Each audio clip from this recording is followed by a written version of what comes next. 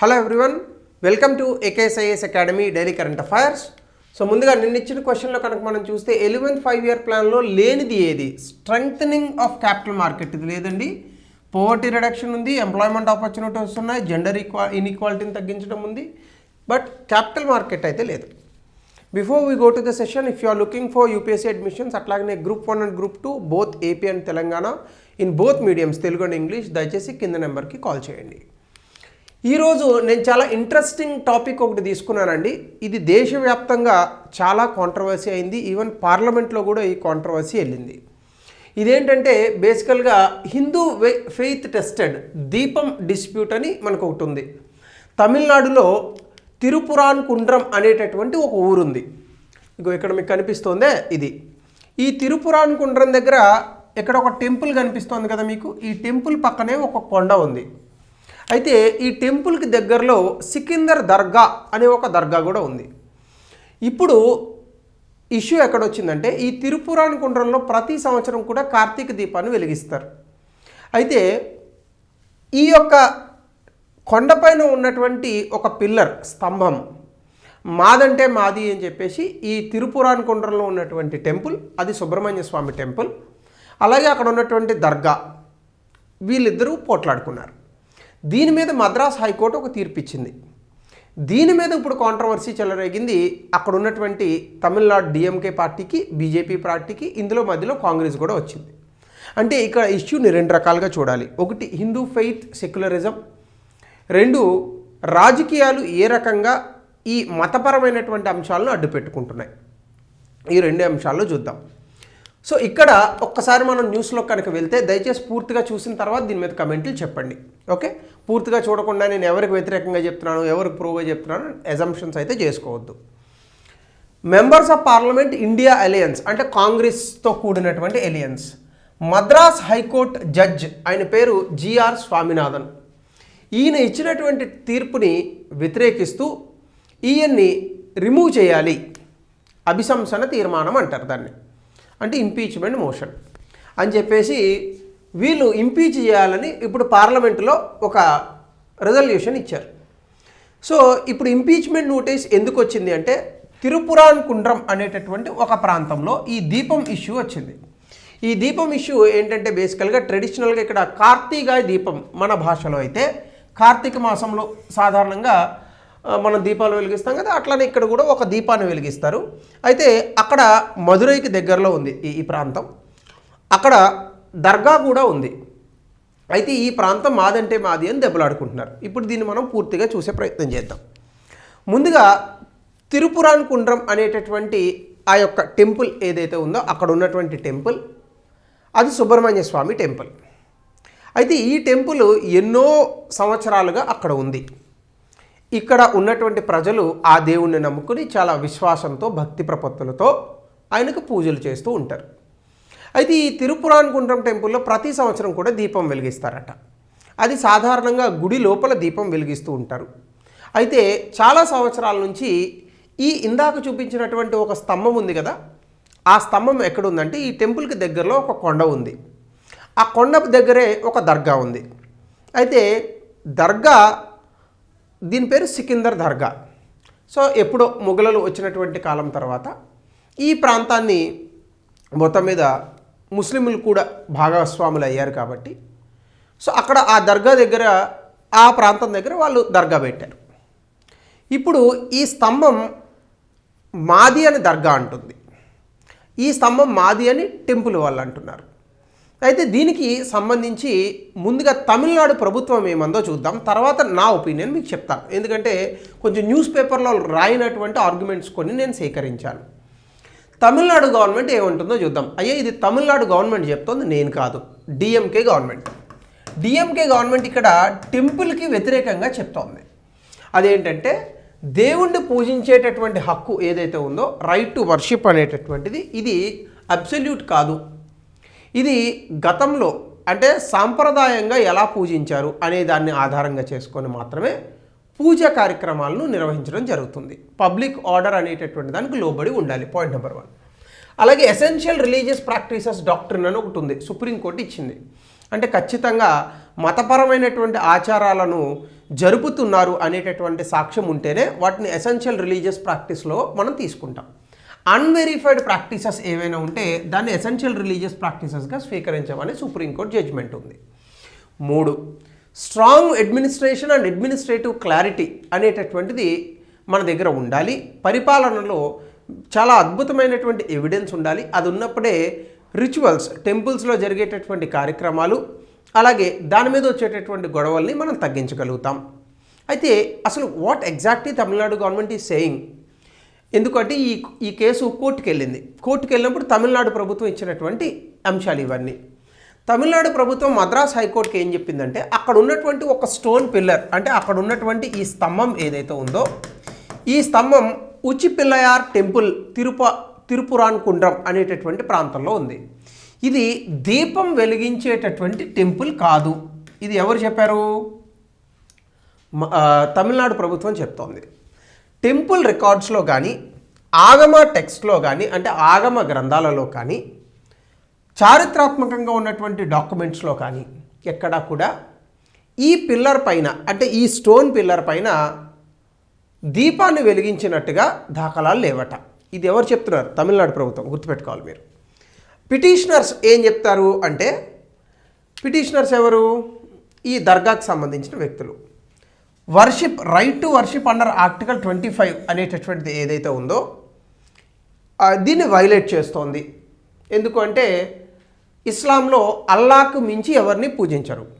కాబట్టి వేరొక మతానికి చెందినటువంటి దీపాలు అది వెలిగిస్తే మా మతాచారాలకు విరుద్ధము అని ఆ దర్గా వాళ్ళు చెప్తున్నారు. సో ఇది ఇప్పుడు రాజ్యాంగబద్ధమైనటువంటి డిబేట్కి దారితీసింది. అంటే మన దేశంలో ఆర్టికల్ 25 నుంచి 27 వరకు రిలీజియస్ ఫ్రీడమ్ ఉంది. ఎసెన్షియల్ ప్రాక్టీసెస్, మతపరమైన ఆచారాలు అందరూ జరుపుకోవచ్చు. అయితే ఇప్పుడు ఇది డిఎంకే ప్రభుత్వం మద్రాస్ హైకోర్టుకి ఇచ్చినటువంటి ఆన్సర్.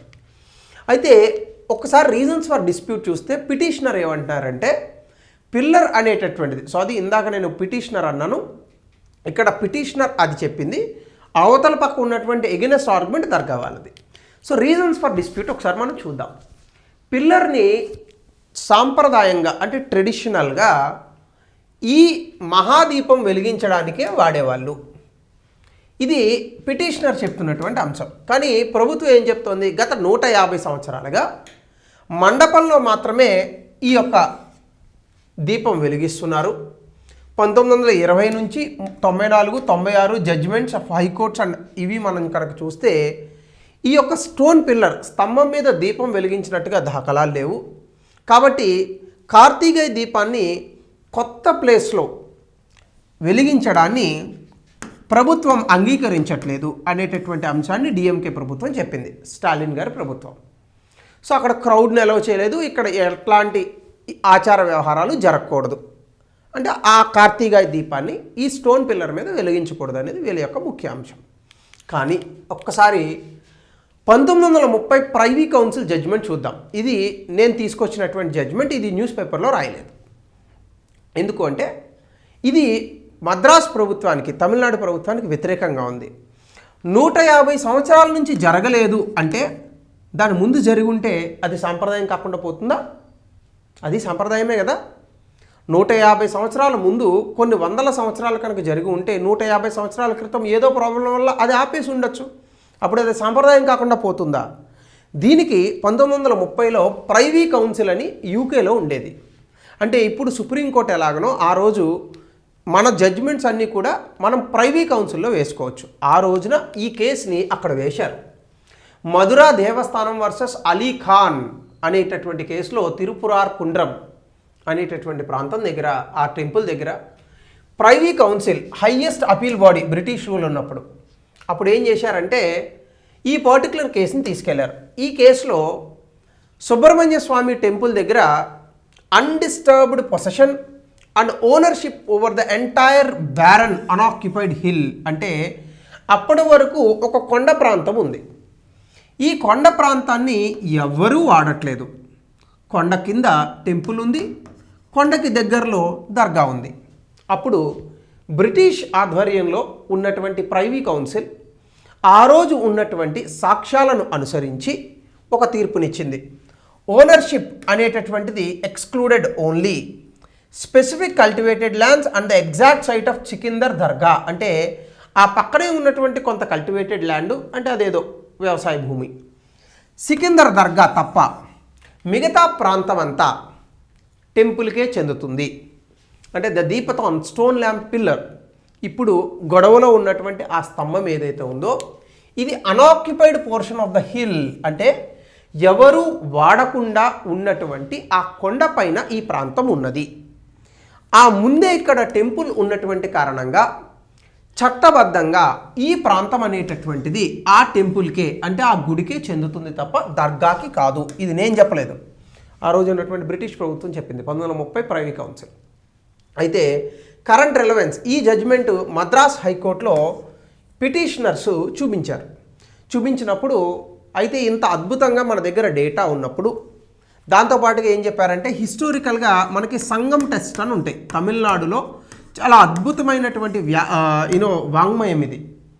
ఇప్పుడు మనం భగవద్గీత ఇట్లాంటివి ఎట్లా అయితే దేశవ్యాప్తంగా చూసుకుంటామో కేవలం తమిళనాడులో చూసుకుంటే సంగం టెస్ట్ అంత ఫేమస్. ఆ సంగం టెస్ట్లో కూడా ఈ తిరుపురాన్ కుండ్రం అనేటటువంటి టెంపుల్ దగ్గర ఉన్న స్టోన్ పిల్లర్ మీద దీపాన్ని వెలిగించేవారు అనేటటువంటి ఆధారాలను పిటిషనర్ చూపించారు.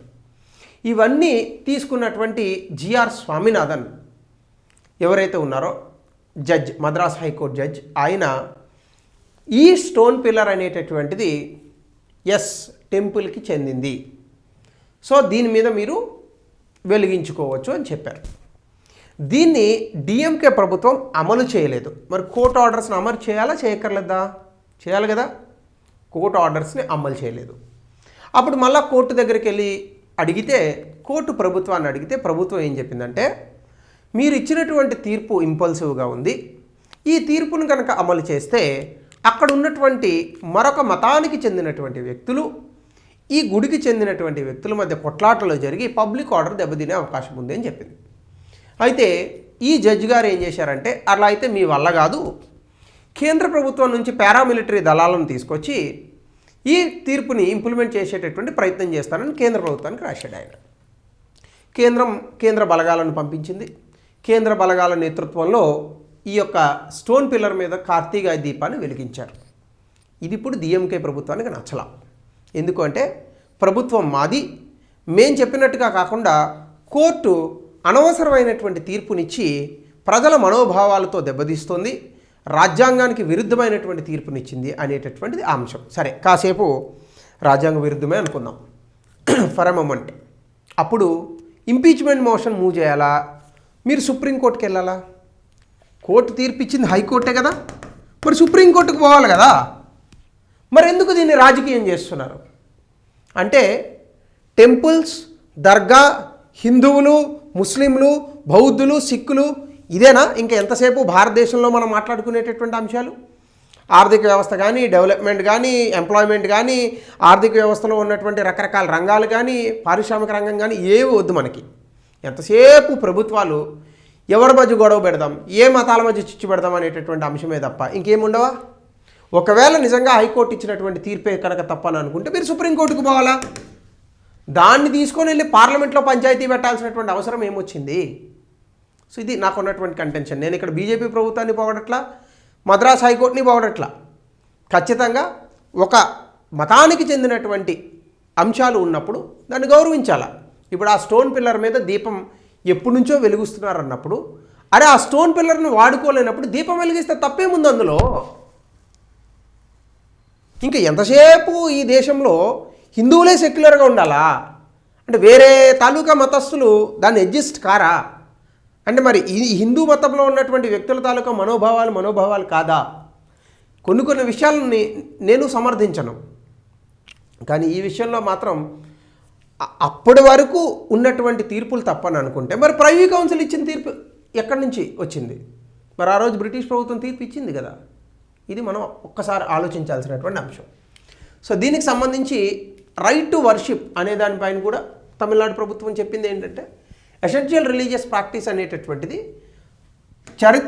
చారిత్రాత్మకంగా ఉండాలి, రిలీజియన్లో అంటే మతంలో అంతర్భాగమై ఉండాలి, ఖచ్చితంగా అది గుడిలోనో మరొక చోట డాక్ట్రిన్ మ్యాండేట్ అయి ఉండాలి. ఇవన్నీ కూడా ఈ యొక్క కార్తీక దీపానికి లేవు. కాబట్టి ఆ దీపాన్ని వెలిగించకూడదు. ఇది తమిళనాడు ప్రభుత్వం చెప్తున్నటువంటి అంశం. అలాగే రిలీజియస్ ఫ్రీడమ్ అనేటటువంటిది పబ్లిక్ ఆర్డర్కి లోబడి ఉండాలి, మొరాలిటీకి, హెల్త్కి లోబడి ఉండాలి. ఫెస్టివల్స్ అప్పుడు crowd density, fire hazards, limited space justify restrictions ఇవన్నీ ఉంటాయి, కాబట్టి మేము జరపలేము. అలాగే ఆర్టికల్ 25 ఇండివిజువల్స్ని కొత్త రిచువల్స్ టెంపుల్స్లో ఎలవ్ చేయదు, కాబట్టి ఇది రాజ్యాంగ విరుద్ధము, కాబట్టి మేము ఈ తీర్పుని పాటించలేదు అంటాం. సో ఇవి ఎంతవరకు కరెక్ట్, ఎంతవరకు తప్పు అనేటటువంటిది కాసేపు పక్కన పెడితే, ఎస్, ఎసెన్షియల్ రిలీజియస్ ప్రాక్టీసెస్ అనేటటువంటివి ఉండాలి. కానీ ఒక మతస్థుల తాలూకా మనోభావాలను దెబ్బతీసేటటువంటి ప్రయత్నాలు సమాజంలో ఎప్పటికప్పుడు జరుగుతూనే ఉంటాయి. సో దీన్ని ఆ మతాలు కూడా, ఆ మతంలో ఉన్నటువంటి వ్యక్తులు కూడా గ్రహించాలి. ఇది మనం గుర్తుపెట్టుకోవాల్సినటువంటి అంశం. ఇప్పుడు శబరిమలై ఉంది. ఆ తీర్పు ఎంత దారుణమైనటువంటి తీర్పు అండి అది.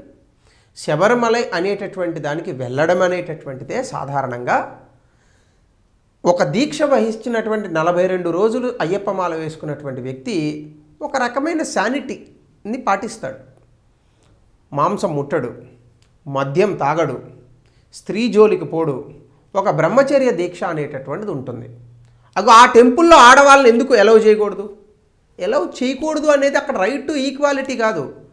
ఇప్పుడు మెన్ టాయిలెట్, ఉమెన్ టాయిలెట్ అని ఉంటుందండి. ఉమెన్ టాయిలెట్లోకి మెన్ ఎందుకు ఎలవ్ చేయరు? ఈక్వాలిటీయేగా, ఎలవ్ చేయొచ్చుగా. ఆడవాళ్ళకి సెపరేట్ బస్ అని అంటున్నారు. నేను ఆడవాళ్ళని వ్యతిరేకించట్లేదు, మీరు దయచేసి సహృదయంతో నన్ను అర్థం చేసుకోండి. ఇప్పుడు ఆడవాళ్ళకి సెపరేట్గా కొన్ని బస్సుల్లో ప్లేసెస్ ఉంటాయి. ఎందుకు? రైట్ టు ఈక్వాలిటీ ఇవ్వచ్చుగా. గర్భంతో ఉన్న ఆడవాళ్ళు ఉన్నప్పుడు సీట్ ఇవ్వాలంటారు. ఎందుకు ఇవ్వాలి? రైట్ టు ఈక్వాలిటీ కదా.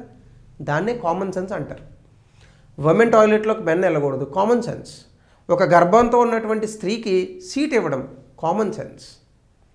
బస్సుల్లో ప్రత్యేకమైనటువంటి సీట్లను ఆడవాళ్ళకి కేటాయించడం, కామన్ సెన్స్. శబరిమలైకి మగవాళ్ళు మాత్రమే వెళ్ళడం, కామన్ సెన్స్. మరి అలా అనుకుంటే మనకి కొన్ని మాస్కులు ఉంటాయి, మరి ఆడవాళ్ళని ఎందుకు ఎలవ్ చేయరు అందులోకి? మరి మగవాళ్ళతో కూర్చొని ఆడవాళ్ళని చేసేటటువంటి సాంప్రదాయం లేదు కదా. అలా చాలా మతాల్లో లేదు. అది నేను ఇస్లాం ఒక్కటే అనట్లా.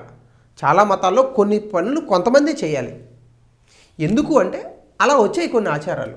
దీన్ని కూడా తీసుకొచ్చి రైట్ టు ఈక్వాలిటీ అని చెప్పి శబరిమలైకి ఆడవాళ్ళు కూడా వెళ్ళొచ్చు అనేటటువంటి అంశాన్ని తీసుకొచ్చారే, మరి మిగతా భక్తుల మనోభావాలు దెబ్బతినవా?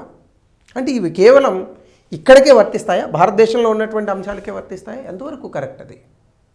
సో ఇవి కూడా మనం కొంచెం ఆలోచించాలి. కోర్టులు కూడా కొన్నిసార్లు సాక్ష్యాలు మాత్రమే కాదు, కొంచెం సెంటిమెంట్స్ ఆఫ్ ద పీపుల్ కూడా ఆలోచించాలి.